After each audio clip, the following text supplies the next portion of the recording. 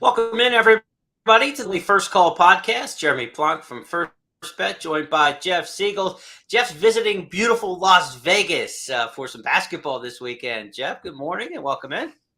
Good morning to you. I was disappointed to learn that they're not going to be racing at Santa Anita as of this recording on Friday, but because I did all the work. I don't all that for nothing.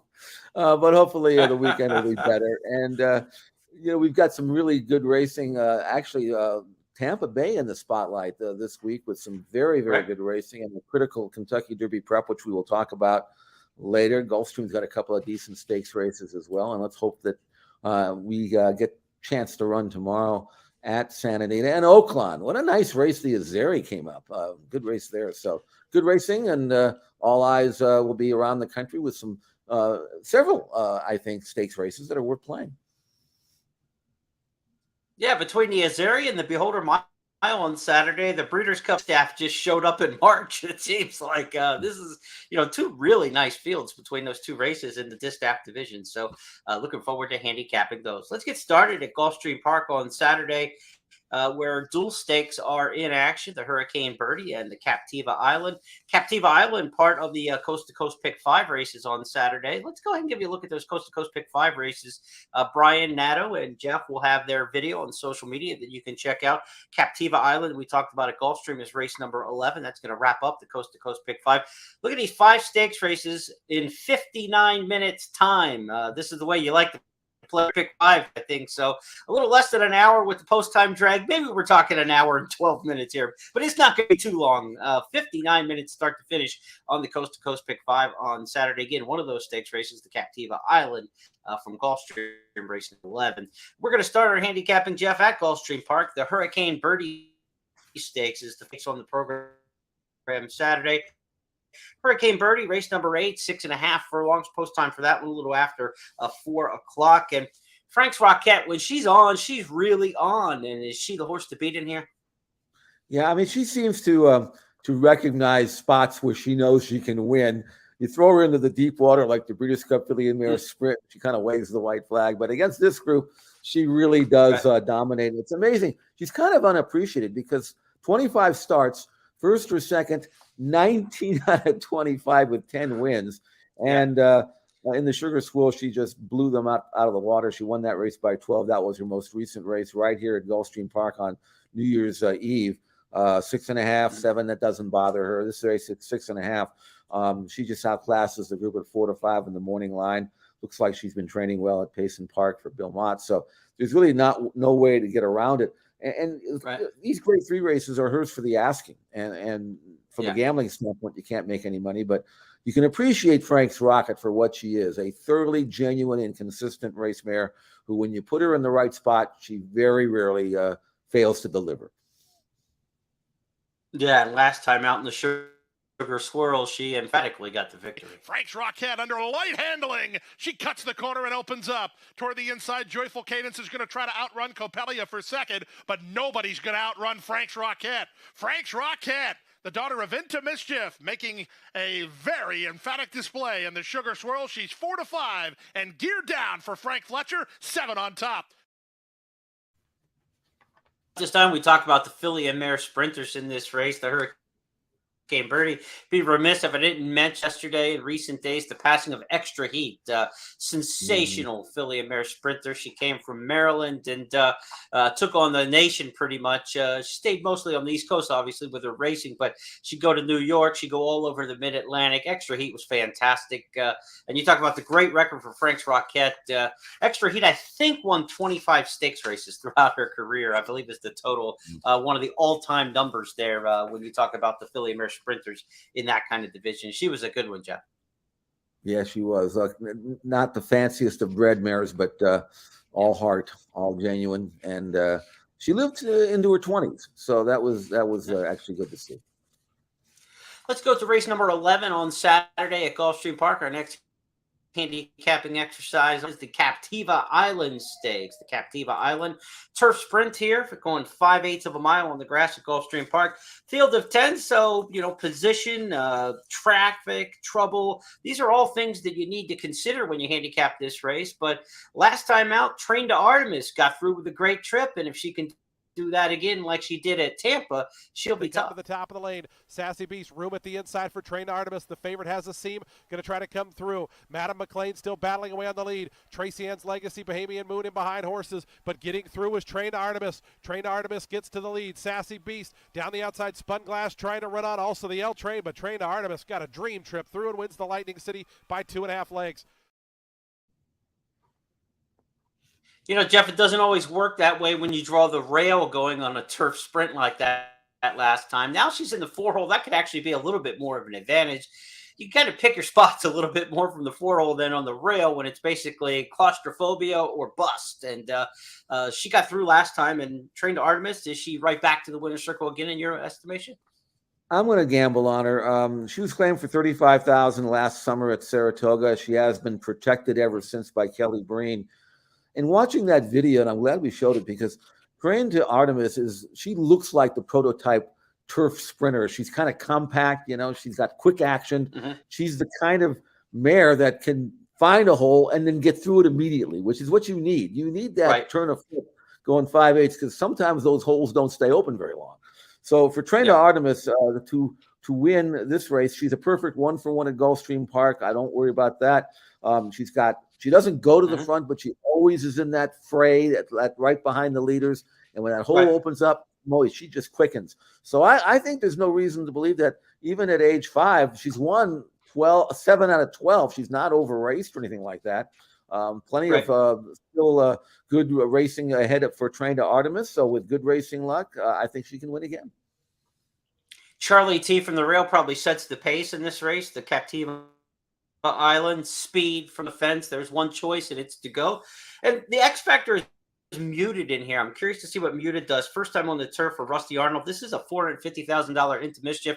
Was with Tom Proctor. Went to Rusty Arnold last year and hasn't been out since May. I like fresh turf sprinters. You don't need to be super fit. You need to be sharp. And Rusty Arnold's hand is so deft with these turf sprinters over recent years. He's had so many good ones in Kentucky and in Florida.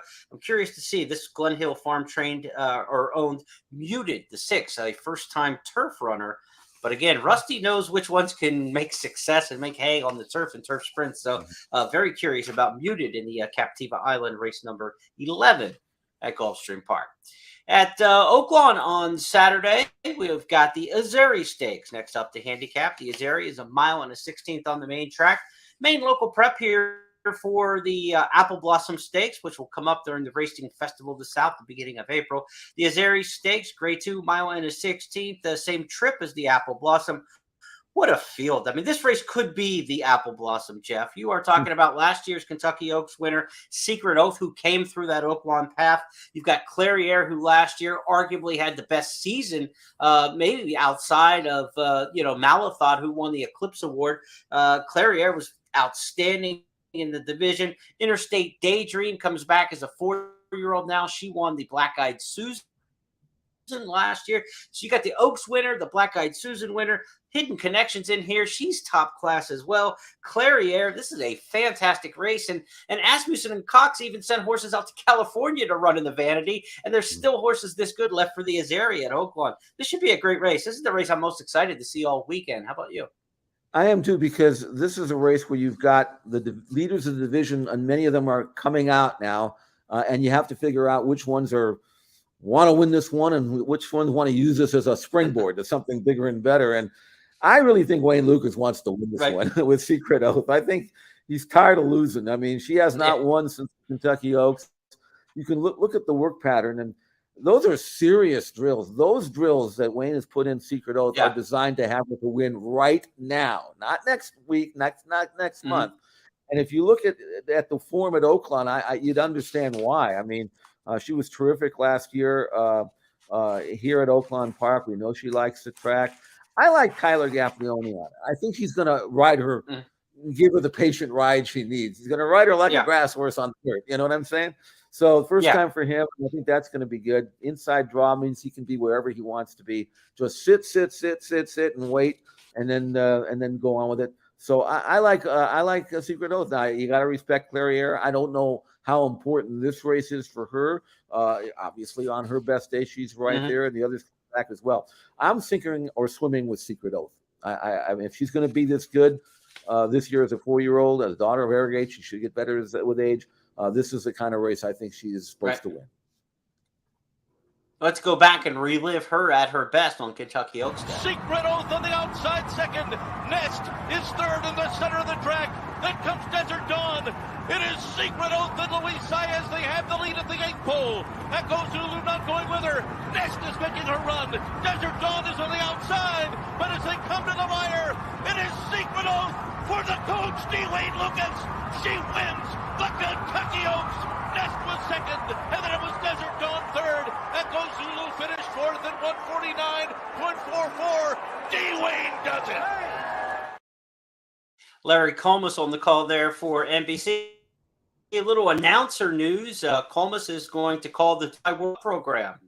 So a new voice of the Dubai World Cup, Larry Comas. And when you hear the Azeri Stakes on Saturday, it'll be Jim Byers, our old friend from Remington Park, Hollywood Park, and Lone Star. Most recently, Jim Byers now taking over as the interim track announcer, replacing Vic Stauffer at Oaklawn Park. And around the world in the news here. In recent days. The Azeri Stakes, they're going to be a fantastic race coming up on Saturday. Maybe the best race of the entire weekend, but we've got some arguments to be made on that statement. So let's take a look at some of the other stakes that we're going to handicap here, starting with Tampa Bay Downs next up. It's the Hillsborough Stakes in race number 9. We'll look at the Florida Oaks in race 10 and the Tampa Bay Derby in race 11. 5 stakes in all at Tampa Bay Downs on Saturday. I've got an all stakes pick 5 posted on the blog section at expressbet.com and at news.first.com if you want to get my picks on all 5 stakes races, 7 through 11 in succession. Check those out in written form. But to the 9th we go, the Hillsborough Stakes. Jeff, this is a horse who I think you've got a couple Chad Browns in here. In fact, 3, Rougier, California Queen, and Shanty Sarah. It's the latter of the 3 that I think stands out. I'm going to make her a single in these multi-race bets coming up on Saturday. The late pick 4 and pick 5, all stakes versions at Tampa Bay Downs. I think they've got to beat Shanty Sarah. No question. I think she's rounding back to her best form. You know how I'm sure you remember how brilliant she was as a 3-year-old when she came over from France and won the Pucker Up, won the Jockey Club Oaks, and then just was incredibly impressive in the QE2 at Keeneland. Didn't quite come around last year, but I think now, after watching her run in the Pegasus World Cup Filly and Mare Turf, she was second behind the front-running Queen Goddess and didn't get the fractions perhaps she needed, and maybe a mile and 16th. I won't say it was too sharp for her, but I think at this distance, I think she's going to be able to exert her superiority at a mile and an 1/8. So I'm really expecting Shanty Sarah to regain her best form. First or second, 9 out of 12, consistent. I like Shanty Sarah as much as you do. Let's see her in the Pegasus World Cup Filly Mare Turf back in January. Tries to hang with her from the inside. Wakanaka's got no place to go. Shanty Sarah swings wide with Lady Rockstar as Queen Goddess sets sail for the money. There's an 1/8 of a mile to go. Queen Goddess leads by 4 lengths. Lady Rockstar and on the outside, Shanty Sarah. Final 1/8 of a mile. Queen Goddess trying to get home. Shanty Sarah closing ground, but out of time. It's Queen Goddess to win the Pegasus World Cup Filly and Mare Turf by a 1.5 lengths. Shanty Sarah was second. A little bit easier competition in this race, the extra 1/16 of a mile to a mile and an 1/8. I think it all adds up. And the distance is interesting in here because Temple City Terror is a quality mare, but she's a marathon mare. Mile and an 1/8 seems a little short for her. Same with Rougier. I think she's probably better at a mile and a quarter, a little bit longer. So distance-wise, it should really set up in here for Shanty Sarah. Gets in light, 119. Irada Ortiz can make a difference of a length or 2 here. I'm all in for Shanty Sarah coming up in the 9th race at Tampa on Saturday. She's a single for me. To the Florida Oaks in race number 10. This race, not one that's probably going to be singled by a lot of folks in the pick fours and pick fives at Tampa Bay Downs. To me, Jeff, there's a lot of quality options here and several places you can turn in the mile and 16 Florida Oaks. The Oaks at Tampa is on the turf, of course, not a prep towards the Kentucky Oaks per se, but we got grass runners here. Who'd you pick? I ended up going with Navy Goat, although she's certainly one of several that could win. But I'm going to give her another chance because I was really high on her in the Ginger Brew. I didn't think she ran as well. I'm sure she didn't run as well as I think she's capable of running. She didn't get out cleanly, and she was kind of niggled at and never really was happy. I didn't think. Stayed on. She never really quickened like I thought she was going to, as she had done in her last race. But first time Lasix, maybe that's got something to do with it. I don't know. But I'm looking for Navy Goat to kind of draft in somewhere in the second flight, get some cover, and then maybe blast home. She's 6-1. That to me is the attractive part of the equation, is the fact that she's going to be a decent price, knowing that, okay, I mean, there are faster horses in here on numbers than she, but she's only had the 4 starts. And they gave a lot of money for her in the 2-year-old sale, $450,000. So obviously well-regarded, good hands. I think I'm going to give her a chance. And if I lose with her this time, okay, at least I wouldn't forgive myself if she'd paid $14 and I wasn't on her after how much I liked her last time and kind of disappointed. So I want to go with number 6, Navy Goat. Mild surprise, perhaps, in the Florida Oaks. I liked her too, and I wanted to get really excited to jump in. And then I saw a gap in the work tab from February 5th to February 20th. That's 20 days.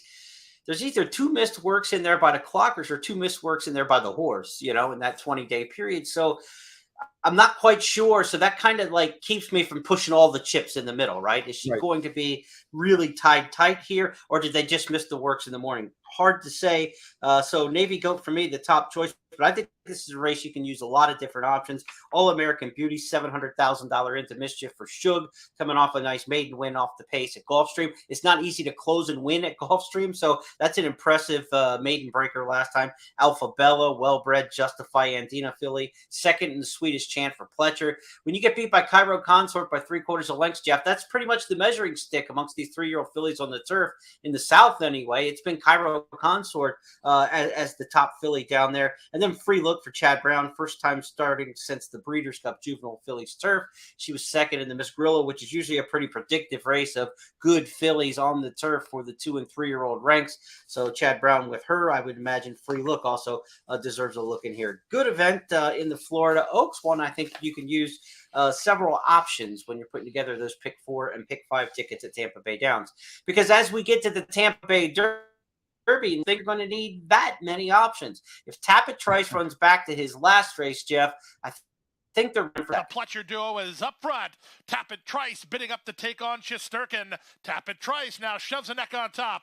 Shesterkin trying to battle back inside from Live as Life, who's now third. 3/4, 1:11.4. Tappet Trice has a narrow lead. Shesterkin gonna make him earn it toward the inside. 1/8 of a mile to go. Tappet Trice has kicked away from Shesterkin. See you back at the barn, he says, as Tappet Trice runs up the score to win by 5 in the end. Shesterkin was second. That's what you want to see from a horse who's being progressive, as we like to say, on the 3-year-old trail. Big improvement first year. He has got some big mounts. He's not going to Oaklawn to ride Secret Oath, the Oaks winner. It's all about the Kentucky Derby, Jeff. I mean, that tells you what they think of Tappet Trice and the importance of landing a big Kentucky Derby mount. Luis Saez here to ride Tappet Trice, I think is going to be an odds-on favorite. I think she's going to go somewhere, or he's going to go somewhere in the 4 to 5 range. You mean you don't expect to get the 8 to 5 on the morning line? I don't think so either. I think on that. There's fixed odds when you need them. But Tappet Trice, here's the thing about him that jumps off the page to me. Well, apart from the fact that his buyer numbers continue to rise with every start. He's a colt by Tappet. He's a long, striding, lengthy horse. He's never actually been 2 turns. All of his races are 1-turn miles. And I would have to think that the longer, the better for him. The only thing that I'd like for him to see is to get out of the gate a little quicker and a little cleaner, a little smoother so he can get early position. But if he, I'm just going to assume that experience will take care of that. But he continues to impress in the morning as well. And I like what Todd's doing with him here. He's running him in this race. It's already assumed, and I think he even intimated this, that probably the next one after this would be the Bluegrass at Keeneland. This is the proper way to bring a colt like this up to 1.25 miles. He's got enough foundation now where he can stretch out and win this race without having to run against the very best. And then the last one, the Bluegrass, should be, the final tightener. I am sky high on Tapit Trice, and I hope that he runs as well as I think he's capable of running, because he's going to be an exciting part of this class. He's not a gamble, obviously. He'll be way too short, Right. But he's an exciting horse to watch. This is the one race I'm absolutely going to make sure somehow I'm going to watch it. I don't care if there's 2 minutes to go in the game and it's tied. I'm going to watch this race because that's how high I am on Tapit Trice. I'm going to have this race on somewhere in the arena so I can see it. Now, when you look at this field of 12, 7 of the runners are coming back out of the Sam F. Davis Stakes. Interestingly, among those 7 was the winner Litigate, not in that list of 7. So you've got 7 horses who couldn't beat Litigate last time. Litigate, a Todd Pletcher trainee who's headed to the Louisiana Derby next. They're going to skip this race and go to New Orleans with Litigate. I got to say, on talent, Tapit Trice stands out over Litigate to me between those 2 horses. I think Tapit Trice far more talented of the pair. So if those 7 warm up couldn't warm up Litigate lab. I don't see how they're going to do it. Now, the interesting thing, because I want to go back to this field graphic, if you look from Dreaming of Kona out, the 8, 9, 10, 11, 12 are all speed horses, including Zydeco, who was in the far outside post in the last race in the series, the Sam F. Davis Stakes. He broke out like a quarter horse and crossed over the entire field. Litigate did the same thing from an outside post. I think you're going to see these outside horses all cross over. So that is the one fear factor I have for Tapit Trice, is you've got 5 horses that are going to try to clear him going into the clubhouse turn from the outside. It could get bumpy on the clubhouse turn. This could be a decent education race.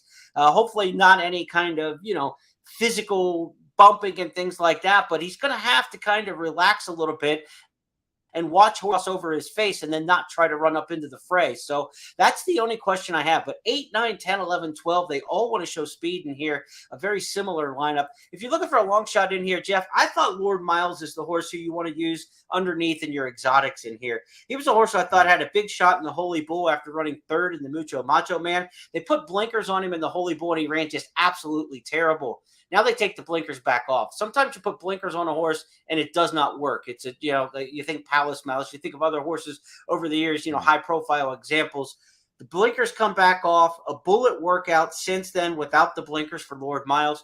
Paco Lopez, you got the rail. With all that speed to the outside, I think he can he's a closer, but he's not going to get too far back, I think, with the rail position. So I think Lord Miles has a shot here underneath if you're playing exactas or tries. I think you want to use the one horse underneath, but there's no doubt in my mind. To me, Tapit Trice's best race wins this race by 2-3 lengths, I would think. Well, that's what we're looking for. It's not the worst thing in the world for him to get experience. He's going to need it. And it's also good for us as the horse players to find out if he can take that kickback and if he can switch off and he doesn't try to run off and do anything stupid. So if he's good enough, if he's not good enough to win the Tampa Bay Derby, you have to recalculate your sights. On the other hand, if he's going to take that dirt and still come away and win with authority like we expect, then that's one less thing we have to worry about in a 20-horse field in Kentucky. Let's go to Santa Anita now for Saturday's stakes double, the San Carlos and the Beholder Mile. Again, as we tape our podcast early afternoon East Coast time on Friday, they announced that they have canceled racing on Friday at Santa Anita. I'm told that they do expect to run tomorrow. The cancellation today is so that they can preserve the track for weekend racing. So the expectation is they will be running Saturday at Santa Anita, where on the main track, the 2 stakes races are the San Carlos and the Beholder Mile. San Carlos is race number 5. It's for the sprinters, field of 6 in here. You've got some proven names like Get Her Number, a grade 1 winner, Forbidden Kingdom, and Spirit of McKenna is a horse who Jeff likes a little bit here, stepping up in class. Tell us about the San Carlos, Jeff. Well, I think that's it. I think Forbidden Kingdom, who is coming out of the the Malibu, and it was a really rather amazing race for him because he made the lead, and Taba was kind of breathing down his neck, and then Taba went by him, and it looked to me like Forbidden Kingdom was going to wave the white flag and retreat, but he stayed on very bravely. Right. I thought that was a really good effort for him. Trained well since, obviously he likes 7/8. So I think Forbidden Kingdom is clearly the one to beat. I don't think there's anything as good as Taba in here. Spirit of Makina, though, he might be really good. I mean, he's only had a handful of starts, and he's getting faster by the race. He's got that good pace stalking style.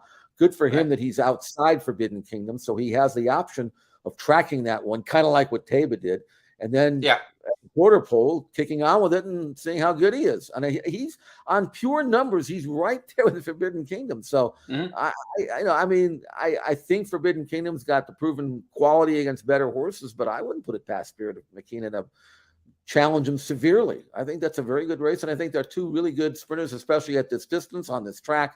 So I'll make it Forbidden Kingdom over Spirit of Makina. But if you're playing any kind of rolling exotics, I think you got to use them both. Let's go back to opening day, the Malibu, and that re-rally of sorts from Forbidden Kingdom. You can see it for yourself. Forbidden Kingdom, Taba and Straight No Chaser, three of them across the track as they turn for home. Taba between horses, Straight No Chaser running the race of his life. These two will arrive at the 8th pole together. Hoist the Gold is finishing with interest on the outside. So is Nakatomi, a 16th to go, and Taba starts to pull away late. It's Taba, absolutely terrific in winning the Run Happy Malibu by 4 widening lengths. Forbidden Kingdom was second. San Carlos co-featured on Saturday at the Great Race Place, where we also have the Beholder Mile, Grade 1, 1 mile race in the filly and mare division here, distaff division. We talked about the Azaria at Oaklawn having some headliners. We've got Pauline's Pearl coming west for this one, Amore coming west for Brad Cox. You've got the locals, Fun to Dream. Fun to Dream's only 6 for 7 lifetime, and a lot of these fillies who have, had some chances against each other. So this is a really good cast in the Beholder Mile. Jeff, it's the Express Bet Race of the Week. You can get my analysis in the email newsletter. I'm curious to see what you make of this one. Well, I looked at the morning line here at 5-2 on the Fun to Dream, and I have to think she'll go lower because of her consistency, her ability, her speed. Here's another thing about her. She's by Arrogate. She's only had 1 2-turn race in her life, and it was visually very impressive. I mean, she's been running short just because the races have been coming up that way. She's a Calbred, so they ran her in a Calbred race, and then she went in a 4-year-old only race, so she did that. Santa Monica was next in line. There's no reason to mess around. That was a race that was hers for the asking. She did that. But there's no reason to think that she won't be even better around 2 turns. And again, her 1 2-turn race was terrific. Plus her speed in the race, so outside she can kind of drop over, pick her spot, and kick on with it. I mean, the Invaders are coming in. This is a tough task for them, much more, I think so, than it is for Fun to Dream. I like Fun to Dream. I like her solid. She was really good on the back end of the Santa Monica. Let's take a look. Wake at Midnight gets the jump on the favorite Fun to Dream, who's won from the outside. Samurai Charm fights on doggedly, and here's Fun to Dream kicking into high gear at the 8th pole. It's Awake at Midnight and Fun to Dream. Fun to Dream runs right by, and Fun to Dream, another graded stakes victory, wins the Santa Monica by 2.5 convincing lengths. She translates that to 2 turns. I think they're probably all running for second. If you are looking for an upset in here, I think Amore, the horse for Brad Cox, is one to watch. Since coming to his barn, she's 2 for 2. And in her race last time at Oaklawn, she was behind a filly named Lovely Ride, who had already won 2 stakes at the meet for Robertino Diodoro, was gunning for a 3rd straight stakes win at the meet, had no pace pressure, no reason at all for Amore to be able to get by her, and she did. I like that dogged tenacity that she had in the stretch to keep coming and get the victory. Flavian Pratt rides this time, and he and Cox team up. They win high percentage when they work together, according to DR, 38% over the last couple of years. So I think Amore is going to be the one who's kind of grinding after her if there's anybody to warm up Fun to Dream in the Beholder Mile. That's going to wrap up our handicapping for Saturday. 8 stakes races up and down here on the podcast. Want to remind you again that Coast to Coast Pick 5 Saturday and Sunday this week. The races have already been drawn. Show you the Saturday lineup once again. Saturday's lineup just 59 minutes start to finish. Starts race number 9 at Gulfstream Park and runs through the 11th at Gulfstream. And then on Sunday, your first look at the Sunday races for the Coast to Coast Pick 5. This will include a couple or one stakes race here. The Santa Anita Grade 3 mile and a quarter on the turf. Race number 7 at Santa Anita will be the anchor leg. So one stakes race. It's an all turf Pick 5 on Sunday in the Coast to Coast. So let's hope Mother Nature gets her rain out of the way for Southern California today and opens up the green for us on Sunday. Again, all stakes turf Pick 5 coming up on Sunday. Want to congratulate 664 players who managed to beat the host over the course of 8 weeks of competition in January and February. They will all match up on Saturday in the Beat the Host Championship round. A lot of fun to be had there, but there's also some big prizes to win too, and qualifying for some of the major handicapping tournaments around the country. So good luck to the players in the Beat the Host Championship round. We have a nice interview on social media. Be sure to check it out on the Express Bet and First Bet handles and on YouTube at Express Bet site. Tom Bassett, the guy who swept all of us, Jeff and I included, he sat down with Millie Ball yesterday to talk about the tournament, his horse playing, a chance to meet one of your fellow players out there. So check out the interview with Tom Bassett. He is one of 664. Jeff, it all resets now. He won the money title for the 8 weeks. He won the $6,500 bonus for sweeping the 8 hosts. But everybody goes back to zero on Saturday. He's just another fish in the pond when they play in the championship round. He's a big fish, though. Yes. Very talented handicapper. I tip my hat. Well done. And good luck to all who are playing in that tournament. We look forward to you playing with a First Bet and Express Bet throughout the course of the racing weekend. Jeff and I will be back on Tuesday with our It's Official podcast, where we take 5 topics from the weekend and make them all official. So until then, good luck playing the races, and we'll see you on Tuesday. Jeff, enjoy the bouncing balls in Las Vegas. Thanks a lot. I'll see you then.